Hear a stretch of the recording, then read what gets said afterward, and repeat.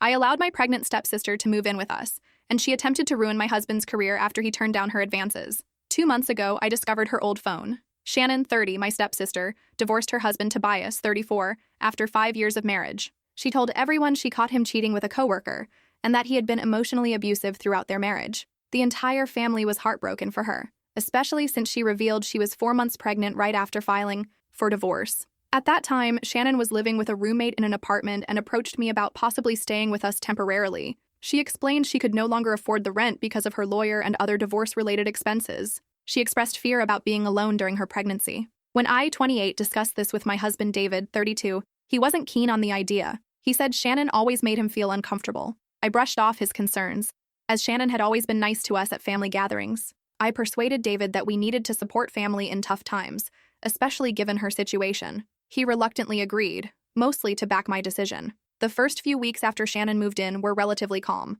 She kept to herself, mostly, staying in her room and seemed genuinely appreciative of our help. Occasionally, she would assist with small household chores, but that changed about a month into her stay. Shannon began wearing more revealing clothing around the house, particularly when David was home. She would walk around in short nightgowns or tight workout attire, which felt odd since she never dressed that way before. I also noticed she frequently found reasons to be in whatever room David was in. If he was working in the home office, she suddenly needed to use the printer. If he was in the kitchen, she would claim she was hungry at that exact moment. David started mentioning that Shannon was making him uncomfortable. He said she would make suggestive comments when I wasn't around, like asking if he ever thought about what it would be like with someone else or saying how lucky I was to have such a handsome husband. She would also find excuses to touch him, brushing against him in the hallway, touching his arm while talking, or asking for help reaching things she could easily get herself. I hate to admit it, but I didn't take his concerns seriously enough. I thought he was being oversensitive and told him she was probably just being friendly. Last week, I decided to throw Shannon a baby shower. She had been expressing sadness about not being able to celebrate her pregnancy properly due to the divorce, so I wanted to do something nice for her. I invited family members and some of her close friends. The shower itself went well. Everyone seemed to enjoy themselves, and Shannon appeared happy with no obvious issues. However, everything fell apart the following day. Shannon posted a lengthy message on social media, claiming that David had been sexually harassing her throughout her stay with us. She alleged he made inappropriate comments when I wasn't around, deliberately walked in on her in the bathroom, and tried to touch her whenever possible. The worst part was her claim that during the baby shower, David had cornered her in the kitchen and attempted to forcefully kiss her, stopping only when he heard someone approaching. My family reacted immediately and harshly. My stepmom CLA called me, yelling that she always sensed something was off about David and couldn't believe I let a predator into our family. My dad texted me, expressing disgust towards both of us and needed time to process this. Shannon's friends began bombarding David's social media with hateful messages, labeling him a predator and threatening to report him to his school. David was utterly devastated. As a teacher, these accusations could destroy not just his current job, but his entire career. He could hardly speak when he showed me the emails he was receiving. Some parents from his school had already seen Shannon's post and were demanding his firing. I attempted to talk to Shannon to understand what was happening. She broke down in tears, saying she couldn't believe I was choosing my abuser over my pregnant sister. She mentioned she had been afraid to tell me earlier because she knew I wouldn't believe her. CLA supported her, telling me I was just as bad as David for not believing her pregnant daughter, who had already endured so much trauma with Tobias. The atmosphere in our house became unbearable. David barely left our bedroom when Shannon was around, expressing fear that she would make more accusations. He suggested we ask her to leave, but my entire family insisted that kicking out a pregnant woman would validate everything Shannon said about us. They claimed only monsters would throw out an expectant mother with nowhere to go. I felt completely lost. My husband was being destroyed by these accusations, yet Shannon was still living in our house because we were scared of making things worse. David kept saying we needed to get her out before she made more allegations, but my family would never forgive me if I did that. Shannon is supposedly due in 4 months and claims she has nowhere else to go. I'm unsure what the right thing to do is anymore. Am I the a-hole if I kick her out after everything that happened? Update 1. After my last post, I spent several sleepless nights reflecting on everything that transpired. Something about Shannon's story just didn't add up. The timing of her accusations, her behavior before the baby shower, and most importantly, the stark contrast between her claims and the David I've known for 7 years. I decided I needed to investigate further. The toughest part was figuring out how to contact Tobias. Shannon had been very thorough in cutting him off from the family after their divorce. She blocked him on all social media, deleted his contact from my phone years ago when she first started having problems with him, and made everyone promise not to maintain any contact with him. It took me 3 days of searching through old emails and finally reaching out to a mutual friend to get his current number. When I finally contacted Tobias, his reaction to Shannon's accusations against David was completely unexpected. He wasn't angry or defensive. He just sighed deeply and said he should have spoken up sooner. What he told me next turned everything I thought I knew about their divorce upside down. According to Tobias, Shannon was the one who had been unfaithful, not him. She had been having an affair with his coworker Jake for months before their divorce. Tobias had caught them together in their house one evening when he came home early from work with a migraine. That wasn't even the first time. He later discovered they had been meeting at Jake's apartment for weeks before that. The real shock came when Tobias explained why he had kept quiet about all of this. Shannon had threatened to ruin his career if he exposed her infidelity. She said she would tell everyone at his workplace that he had been abusive and ensure no one would ever believe his side of the story. Tobias works in corporate finance, where reputation is everything, and he couldn't risk those kinds of accusations. He sent me a folder of evidence he had been keeping just in case. There were screenshots of text messages between Shannon and Jake dating back months before the divorce,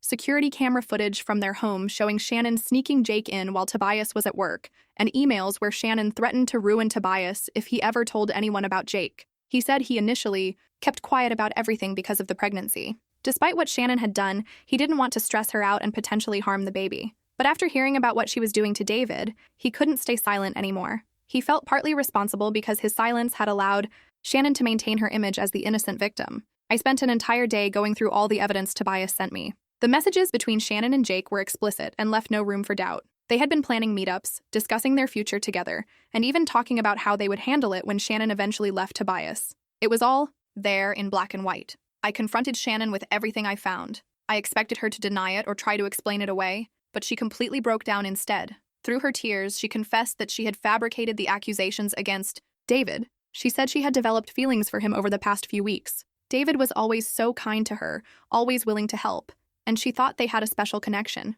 When she finally made a move on David and he firmly rejected her, she became angry. She said she felt humiliated and wanted to hurt him like he had hurt her. She admitted she had planned the accusations carefully, waiting until after the baby shower when everyone would be paying attention to her social media. I recorded our entire conversation, hoping it would help clear David's name, but when I showed everything to my family, including Tobias's evidence and Shannon's confession, they still wouldn't believe us.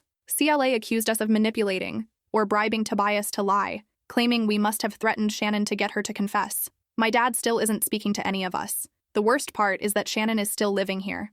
CLA threatened to tell everyone we threw out a pregnant woman in her second trimester if we tried to make her leave. She's been telling people we're trying to coerce her into changing her story. David is barely holding it together, and I strongly suspect it was CLA who sent anonymous emails to his school administration about Shannon's accusations. He had to attend a meeting with the principal and school board yesterday. Even though they haven't taken any action yet, he's terrified of losing his job. We're looking into legal options now, but our lawyer says defamation cases are difficult to prove. I feel horrible for not believing David's instincts about Shannon from the start. He knew something was off about her, but I dismissed his concerns. Now, his reputation and career are at risk, and I can't help feeling it's partly my fault for insisting we let Shannon move in with us. Update 2. The situation has become even more complicated over the past few weeks. Shannon is still living with us due to constant pressure from my family. Last weekend, while helping her move some boxes in her room to make space for the baby furniture CLA bought her, I found her old phone tucked away in a shoebox. It was an iPhone she used before upgrading last year, and I remembered she had complained about losing it during her separation from Tobias.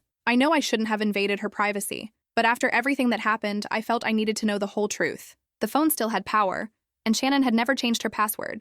It was still her birth year. What I found on that phone made me feel sick to my stomach. There were dozens of inappropriate message threads with married men in our social circle spanning the last 3 years. She had explicit conversations with our neighbor John's husband Mike, my cousin Peter's husband James, and even my friend Sarah's ex-husband Tom. The messages showed a clear pattern. She would start with friendly texts and then slowly make them more suggestive, eventually sending inappropriate photos and trying to arrange meetups. The most shocking discovery was a series of messages with her previous roommate's husband, Mark. This was from the period when she first separated from Tobias and was living with her friend Amy. The messages showed Shannon had tried the exact same tactic she used with David. She flirted with Mark constantly, and when he firmly rejected her, she started telling Amy that Mark was making her uncomfortable. The messages ended abruptly around the time Shannon suddenly moved out of their place, claiming Amy and Mark were being mean to her. I spent hours taking photos of everything as evidence. I found messages where Shannon bragged to her friend about how easy it was to manipulate people into believing her stories. She joked about how she could always play the victim card and everyone would take her side.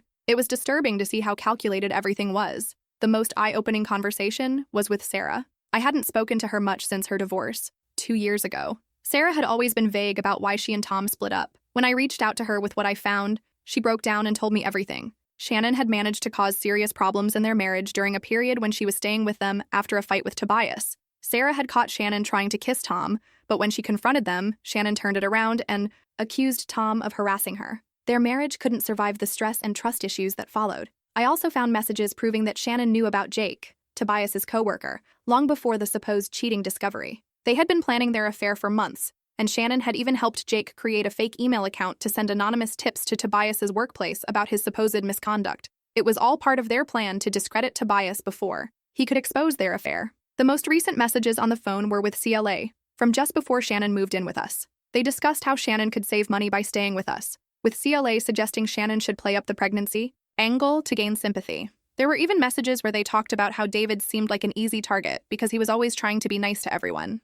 I showed everything to David, and he was both relieved and horrified. Relieved because we finally had solid proof of Shannon's pattern of behavior, but horrified at how long she had been manipulating everyone around us. We're documenting everything and have contacted our lawyer again. The evidence from the phone might help us fight back against her accusations. I haven't confronted Shannon about the phone yet. She hasn't even noticed it's missing from her old belongings. I'm gathering more evidence and trying to contact other people she's hurt before I make my next move. David thinks we should take everything directly to my dad, but I want to ensure we have the full picture first. Update 3. I finally reached my breaking point last week after collecting all the evidence and speaking with several people Shannon had hurt over the years.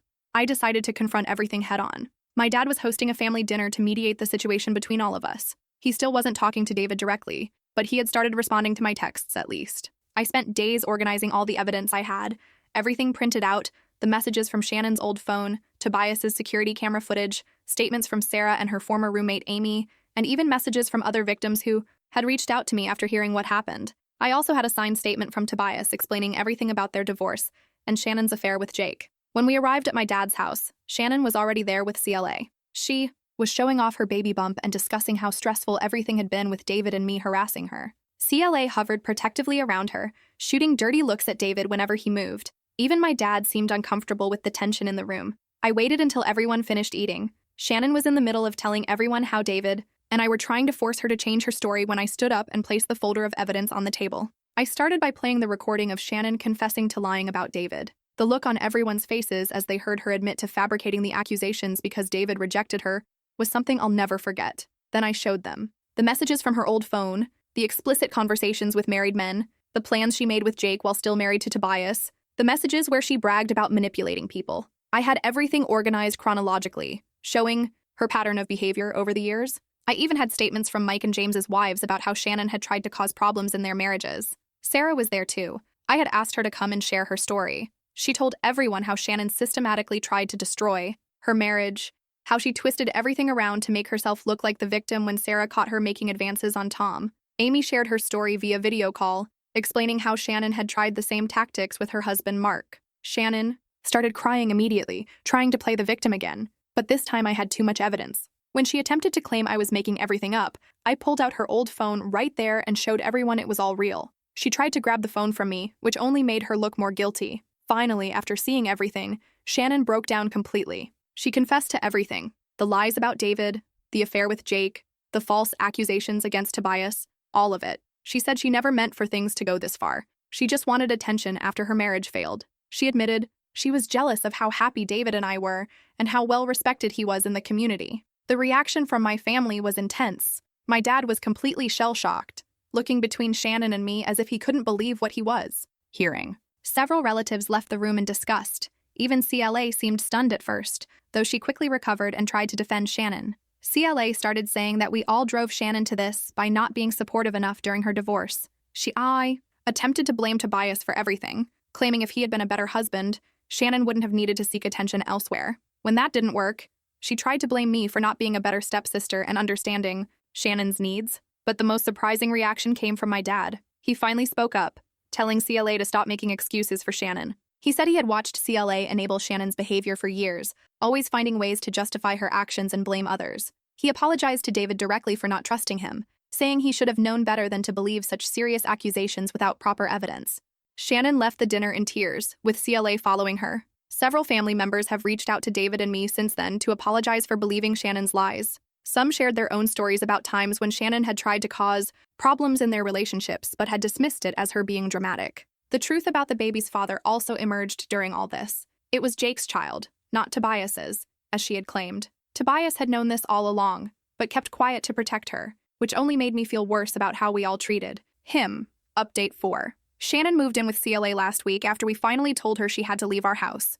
She didn't put up much of a fight this time. I think she knew she had lost all leverage. The day she left, she tried one last time to play the victim, crying about how she had nowhere else to go, but David and I stood firm. CLA has been on a rampage ever since the family dinner. She keeps calling and texting everyone in the family, demanding that I apologize to Shannon for humiliating her publicly and destroying her reputation. According to CLA, I should have handled everything privately instead of exposing Shannon at the family dinner. She claimed I was cruel to embarrass a pregnant woman in front of everyone, and that I should have found a gentler way to address the situation. The irony of her demands isn't lost on me. She wants me to apologize to Shannon for exposing her lies, but sees nothing wrong with Shannon nearly ruining David's career with false accusations. CLA even tried to convince my dad that Shannon's pregnancy hormones were to blame for her behavior and that we should all forgive her because she's going through a difficult time. Most of the extended family has completely cut ties with Shannon and CLA. My Aunt Maria, who was initially one of Shannon's strongest supporters, told CLA to stop calling her after she kept insisting that we were all being too hard on Shannon. Even my cousin Peter, who usually tries to stay neutral in family conflicts, blocked both of them on social media after CLA tried to minimize what Shannon had done to his marriage. My dad finally opened up to me about Shannon's past behavior. He admitted there had been similar incidents in high school where Shannon accused 2 different teachers of inappropriate behavior when they gave her poor grades, and CLA always defended her. He expressed regret for not seeing the pattern earlier, and apologized again for doubting David. He's been trying to make amends by standing up to CLA and supporting us publicly. David's job is secure now that the truth is out. The school board formally dismissed all accusations after several people came forward to expose Shannon's history of false claims. Some parents who initially demanded David's firing even wrote letters apologizing for believing the accusations, without evidence. We're in the process of moving to a different neighborhood, not out of necessity, but because we want a fresh start away from all the drama. We found a nice house closer to David's school, and my company has an office in that area where I can transfer. I haven't spoken to Shannon or CLA since the family dinner, and I don't plan to ever again. Some of Shannon's victims are considering legal action against her. Sarah and her ex-husband Tom are talking to a lawyer about filing a civil suit for the damage she caused to their marriage. Amy and Mark are also looking into their legal options. Even Tobias is reconsidering his decision to stay quiet about her false allegations at his workplace. Jake, the coworker with whom Shannon had an affair, wants nothing to do with either Shannon or the baby. When everything came out, he apparently told her he never wanted a serious relationship and blocked her number. CLA is now telling everyone that Jake manipulated Shannon and took advantage of her vulnerable state during her marriage problems. Shannon is still living with CLA, playing the victim and telling anyone who will listen that we're all conspiring against her. She's been posting vague messages on social media about forgiveness and how people don't understand her struggles. CLA keeps supporting this narrative, commenting on every post about how strong Shannon is for surviving our abuse. The hardest part of all this isn't the moving or the family drama. It's knowing that my stepsister was willing to destroy my husband's life just because he rejected her advances. That kind of calculated malice isn't something I'll ever be able to forgive or forget. At least now everyone knows the truth, and David and I can finally move forward with our lives.